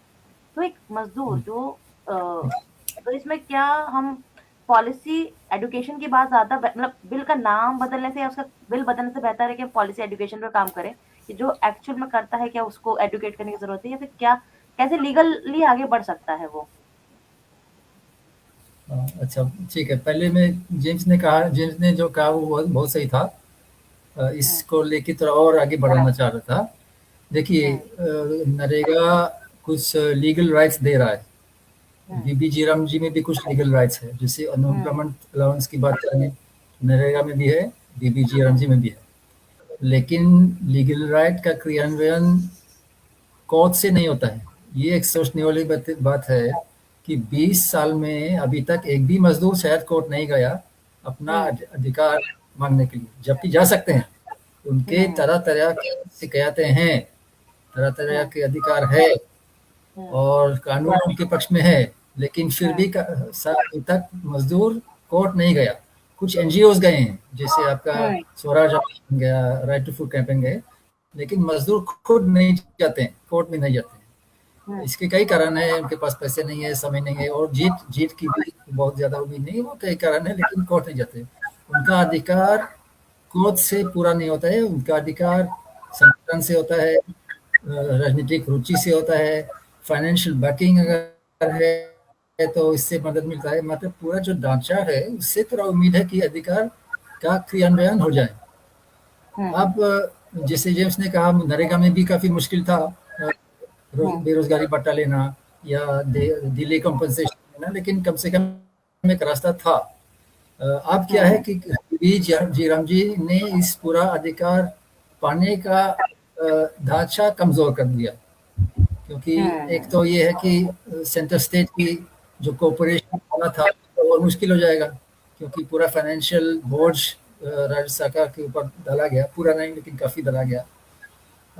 इससे देरी भुगतान और बढ़ने का संकट खतरा है, क्योंकि अगर राज्य सरकार अपना हिस्सा नहीं दिया तो पूरा पेमेंट नहीं हो पाएगा।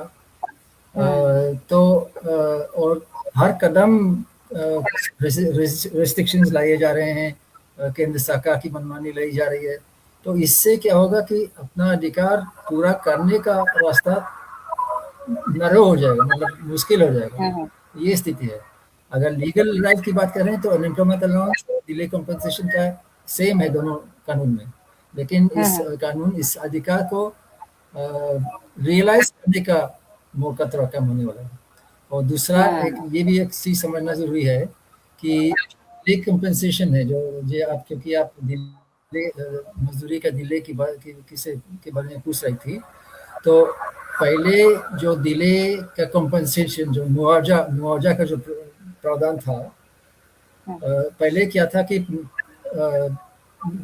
देरी मजदूरी का मुआवजा देने की जिम्मेदारी केंद्र सरकार की भी थी और राज्य सरकार की भी थी, क्योंकि कभी कभी केंद्र सरकार देरी करते हैं, कभी कभी राज्य सरकार देरी करते हैं। तो जो देरी करते हैं इनको देना था, एकदम सिद्धांत था। उसका क्रियान्वयन शायद इतना अच्छा नहीं था, लेकिन सिद्धांत तो वही था। अभी केंद्र सरकार ने मुआवजा से अपना हाथ धो लिया, मतलब देरी मजदूरी का मुआवजा केवल राज्य सरकार को देना है। तो इससे क्या है कि केंद्र सरकार को देरी का कोई चिंता नहीं रहेगा। अगर देरी होगी तो उनकी कोई जिम्मेदारी नहीं बनती है। तो इससे जवाबदेही कम हो जाती है और इससे देरी और बढ़ने का संभावना है और डिले कंपनसेशन मिलने का संभावना कम होने वाली है। तो ये समझना जरूरी है कि बीबीजीआरजी के अंदर जो मजदूर का अधिकार और कम तो है ही, 60 दिन जो डिसकंटिन्यूएशन है इससे कम हो जाता है। और जो स्विच ऑफ क्लोज है, जो मैंने कहा कि नया स्कीम का कहाँ आएगा कहाँ नहीं आएगा इसका गारंटी नहीं है, इससे भी अधिकार कम हो जाता है। तो अधिकार कम तो है, लेकिन इसके ऊपर अधिकार को पाने का संभावना कम हो जाता है। ये सबसे बड़ी दिक्कत है। तो कहीं ना कहीं इस नए बिल ने भारत के मजदूरों को, भारत के ग्रामीण वासियों की चीजों को एक कटघरे में जरूर खड़ा किया है। और तो हम इसी बात को कंटिन्यू करते हुए एक चीज जो मुझे पूछना था कि जो हम कंटिन्यू बात करें कि शक्ति अभियान कंटिन्यू भारत की उसमें काम कर रहा है, तो जो हमारे दर्शक खासकर शक्ति अभियान की जो बहनें देख रही हैं, उसके लिए आपका कोई आइडिया हो कैसे साथ में आप बढ़ेंगे इस खासकर जो ग्राम सभा का ली है, फिर कैसे हम आगे बढ़े साथ में? अगर आप इसको थोड़ा सा कम शब्दों में थोड़ा हमें बहनों को गाइड कर सकें, या फिर क्या जरूरी कदम होंगे जो हम ग्राउंड पे ले पाएंगे?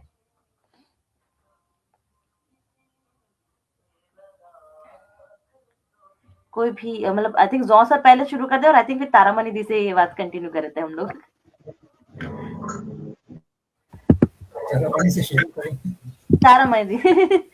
तारामणि दी। देखिए, ये तो स्पष्ट है ना कि ग्राम सभा खुद में एक बड़ा कानून है, क्योंकि हम लोग हमेशा से बोलते आए हैं लोकसभा न विधानसभा सबसे ऊंचा ग्राम सभा। तो ग्राम सभा खुद में एक बहुत बड़ी, हम लोग संविधान को लेके, लोकतांत्रिक अधिकारों को लेके हम ग्राम सभा को मानते हैं, जहाँ पे खुद से हम लोग अपने कानून की रक्षा भी करते हैं और लोकतांत्रिक तरीके से बहुत सारी चीजों को, योजनाओं को चुनते भी हैं।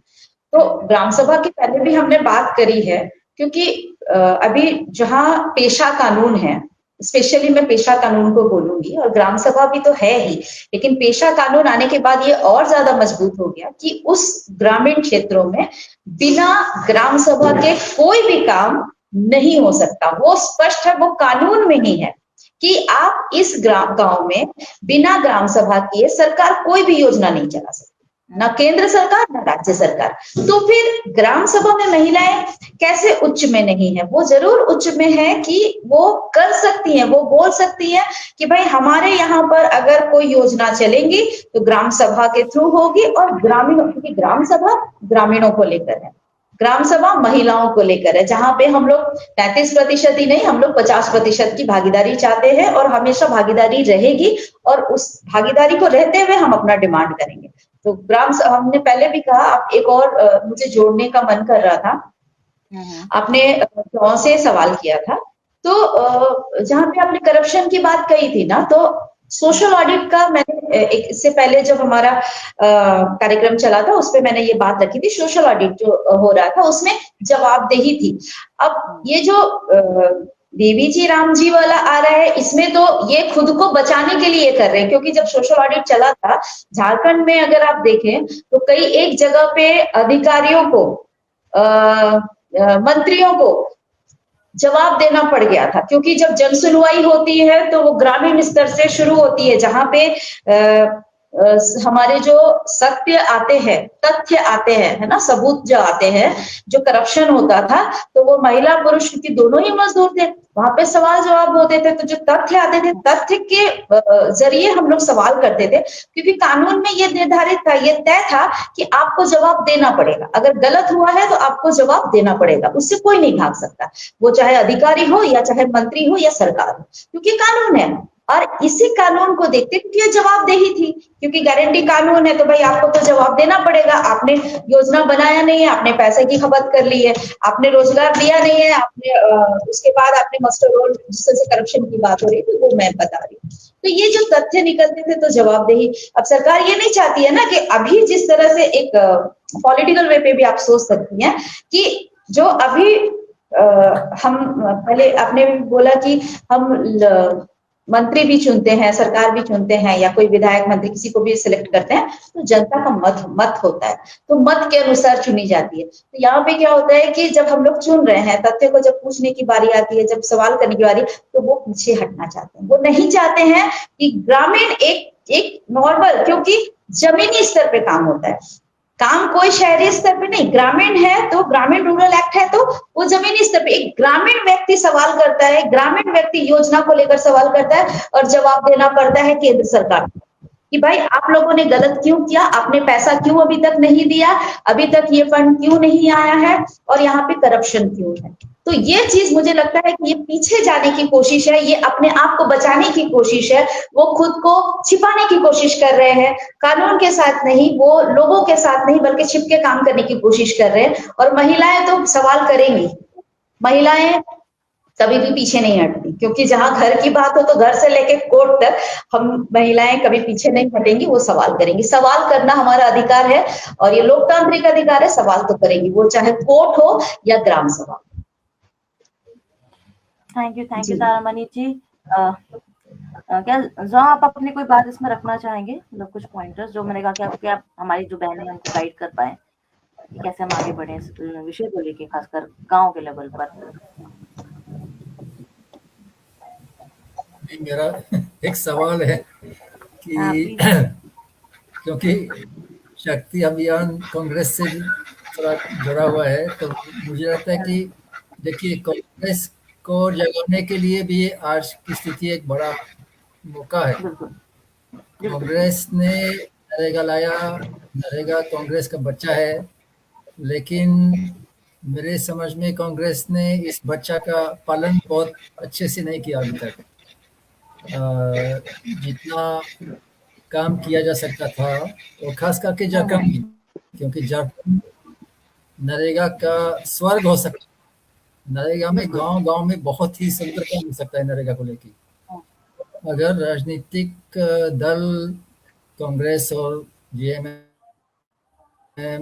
माले वगैरह अगर नरेगा का थोड़ा और समर्थन करते, और इस पर थोड़ा और काम करते और मजदूरों के साथ संघर्ष करते तो नरेगा की स्थिति काफ़ी अभी तक काफ़ी अच्छी हो सकती थी और शायद नरेगा को बचा सकते थे। तो मुझे लगता है कि अब एक समय आया है जब कांग्रेस को इस मुद्दा को एकदम जोर से पकड़ना ज़रूरी है। और मेरे समझ में आपके पास कार्यकर्ता है, गाँव-गाँव में कोई कार्यकर्ता है जो इसमें हमारे कर पास टीम सकते है। हैं। लेकिन इनको सक्रिय करना पड़ेगा, इनका ट्रेनिंग करना पड़ेगा, इनको समझाना पड़ेगा, इनको मोटिवेट करना पड़ेगा। मुझे लगता है कि ये एक ज़रूरी काम है और ख़ास करके महिलाएँ, क्योंकि मैं देखता हूँ कि झारखंड में नरेगा को लेके महिलाएँ संघर्ष करती है। जो पुरुष है, जो जवान पुरुष है वो पलायन ज़्यादा करते हैं और जो लोग है वो इतना आसानी से सड़क पे नहीं आते हैं, लेकिन महिलाएं काफ़ी लड़ने को तैयार है।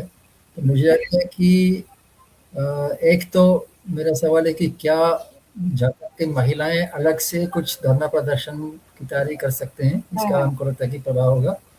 और दूसरा शक्ति अभियान और कांग्रेस के साथ क्या करने जा रहे हैं, क्या करेंगे, इस पर भी हमको लगता है कि थोड़ा सोचना जरूरी है। जी, मतलब जैसे हम आपके से बात करें तो जब हम बात करते हैं कांग्रेस की या फिर शक्ति अभियान की, तो शक्ति अभियान स्पेशली उन महिलाओं का एक समूह है जो ग्राउंड में ऑलरेडी काम कर रही थी, जो ऑलरेडी लीडरशिप है, उनको एक शक्ति अभियान के रूप में हम उनको प्रोत्साहित करते हैं, आगे बढ़ाते हैं, गाइड करते हैं, जो एक्चुअल ग्राउंड से लीडर बनना चाहती हैं, अपनी लड़ाई खुद लड़ना चाहती हैं। मगर पार्टी और इनसे ज्यादा कहीं कहीं महिलाओं की जो खुद की राजनीति में, आप अगर चाहे पूरे भारत में कहीं भी देखें तो महिलाओं की राजनीति में जो खालीपन है, जो टोटा आ गया है, उसको एक नई राजनीतिक रूप में बदलने के लिए शक्ति अभियान काम करता है, जिसमें हम बात करते हैं कि महिलाओं की राजनीति कि जब हम 50% वोट देंगे तो हम 50% जो निर्णय लेंगे वो भी हम लेंगे। उसीलिए उन ऐसी लीडर्स को तैयार करने, ऐसे लीडर्स को प्रोत्साहित करने के लिए और मेन स्ट्रीम जो पॉलिटिक्स है उसमें भाग लेने के लिए शक्ति अभियान काम करता है। और हमारा एक ही मत है कि ज्यादा से ज्यादा महिलाएं राजनीति में आए ताकि निर्णय बनाने की शक्ति अभी महिलाओं के पास ज्यादा हो। मुझे लगता है कि महिला होती तो नरेगा में इतना बड़ा सवाल नहीं होता, थोड़ा और बेहतर काम करता। ठीक है, तो आई थिंक हमें बात करते हुए काफी लंबा समय हो गया है और ऑलमोस्ट 1 घंटे से ज्यादा, और आपने बहुत अपनी बातों को बहुत स्पष्ट रखा और हमारे साथी लोग समझ गए होंगे कि कैसे कोई भी नए बिल कैसे आम जनता को प्रभाव में डालता है। और उसका मतलब अगर आप चाहते हैं कि बदलाव हो तो सबसे जरूरी कदम है कि आप अपनी आवाज को बुलंद करें, दिखें और सिर्फ चुप्पी ना साधें। उसके लिए इनकम टैक्स में कोई नियम आता है तो है कि गांव से लोग या फिर मिल के साथ आगे बढ़े। तो आखिरी कमेंट के साथ इस लाइव को हम खत्म करेंगे। तो जेम्स सर से शुरू करते हुए तारामणि दी, गंगा सर, सर, एक कमेंट जो आप देना चाहें हमारे दर्शकों को, उसके साथ ही हम लाइव खत्म करेंगे। देखिए, मैं संघर्ष में विश्वास करता हूं, इसीलिए मैं हमेशा आह्वान करता हूं, लड़ेंगे और जीतेंगे। जो संघर्ष जारी रखेगा वही अपने अस्तित्व को, अपने वजूद को टिका पाएगा। जो संघर्ष से मुख मोड़ लेगा उसका अस्तित्व हमेशा खात्मे की तरफ बढ़ता रहेगा। जिंदाबाद। बाकी हमारे साथी प्लीज आखिरी कमेंट। मेरा एक नारा है, 2 नारा मैं बोलूंगी। हम अपना अधिकार मांगते, नहीं किसी से भीख मांगते। संविधान हमारे आपका, नहीं किसी के पास। लड़ेंगे और जीतेंगे।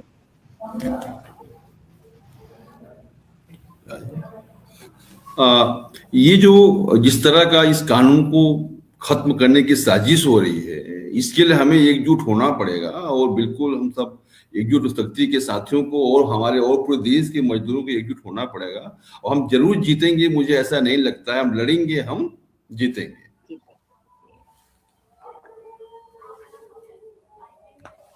जाओ सर, आपका कमेंट। यहाँ कुत्ते भौंक रहे हैं। नहीं, इतना कहूँगा कि इस ऑनलाइन मीटिंग से अच्छी शुरुआत हुई है, लेकिन मुझे लगता है कि अगर काम होना है तो एक फॉलोअप ऑफलाइन मीटिंग हो जाए झारखंड में, श्योर, और इसमें बिल्कुल बिल्कुल। थोड़ा काम की तैयारी करें, थोड़ा पर्चा बांटें और कुछ गतिविधि का प्लानिंग करें। आई थिंक ज़्यादा इफेक्टिव होगा। ऑनलाइन मीटिंग से भी कुछ मदद मिलता है, लेकिन आई थिंक आज नहीं तो कल शक्ति अभियान एक ऑफलाइन मीटिंग बुलाएं, जिसमें और कई महिलाएं संगठन को भी बुलाया जा सकते हैं, जैसे आपका एकल नारी संगठन है, आदिवासी वुमेन्स नेटवर्क है, कई नए संगठन हैं। तो मुझे लगता है कि अच्छी बात होगी और हम खुशी से आएंगे अगर आप बुलाएंगे तो। शुक्रिया। Thank you. और बिल्कुल आपने जैसा कहा, हम इस पे प्लानिंग कर रहे हैं कि एक ऑफलाइन मीटिंग हो, इस पे प्रॉपर प्लानिंग के साथ हम उतरे ग्राउंड पे। और जो भी हम जो एक नारा जो सबका साथ में मिलकर आया है कि लड़ेंगे जीतेंगे, तो बिल्कुल सही राजनीति से जीतेंगे, सही तकनीक से जीतेंगे। आखिरी जो भी हमारे दर्शक ये देख रहे थे और जो आगे भविष्य में बाद में हमारे यूट्यूब चैनल्स में देखेंगे इस लाइव को, अगर आप 26 जनवरी से पहले देखते हैं तो मैं आपसे रिक्वेस्ट करूंगी कि प्लीज अपने गांव में नए बिलों के बारे में, जो नया बिल आया उसको लेकर जरूर डिस्कस करें, जरूर उन पर बात करें कि क्या उसमें क्या हो सकता है, और जरूर अपने उसकी चर्चा जरूर करें। और सिर्फ इस बिल को लेने के, कोई भी बिल आता है उसको लेकर चर्चा जरूर होनी चाहिए। तो पर क्योंकि मनरेगा से जुड़ा बिल आपके ताकत का प्रतीक है, आपके उसका आर्थिक निर्णय लेने के लिए एक बदलाव लाएगा, तो गांव में जरूर डिस्कस करें इसको, अपनी ग्राम सभाओं में डिस्कस करें। और मैं सबसे आह्वान करूंगी कि आप रांची में जो खासकर 2 फरवरी को रैली होने वाली है, या फिर अगर हम प्लानिंग करते हैं और अगर ऐसा होता है कि और भी अलग राज्यों में इस रैली को हम कर पाए, तो हम इसको कंटिन्यू करते हैं। और 2 फरवरी को प्लीज हम अपने शक्ति अभियान के फेसबुक पेज पर इसका डिस्कशन करेंगे कि रैली क्या अगर बात होती है, और हमें बिल्कुल प्लानिंग के साथ, तो आप बिल्कुल उस रैली से जुड़े, ताकि जो मजदूर साथी हैं, जो किसान साथी हैं, हम अपनी ताकत दिखा सकें कि हम एक हैं और लड़ेंगे और जीतेंगे, क्योंकि लड़ने से ही हमारी शक्ति बढ़ेगी, हमें दिखेगी। तो थैंक यू एवरीवन। सभी साथियों को मैं अपने सभी जो हमारे गेस्ट थे उनको तहे दिल से शुक्रिया अदा करना चाहूंगी। आपने अपना कीमती समय हमें दिया और हमें ताकत दी आगे लड़ने के लिए। तो बहुत बहुत शुक्रिया आप लोग का, आप सभी को झारखंडी जोहार। तो तो थैंक यू सो मच और सभी को जोहार, शुक्रिया। तभी से हम अपना लाइव अंत करते हैं और उम्मीद करेंगे कि जल्द ही आपसे ऑफलाइन मिलना होगा।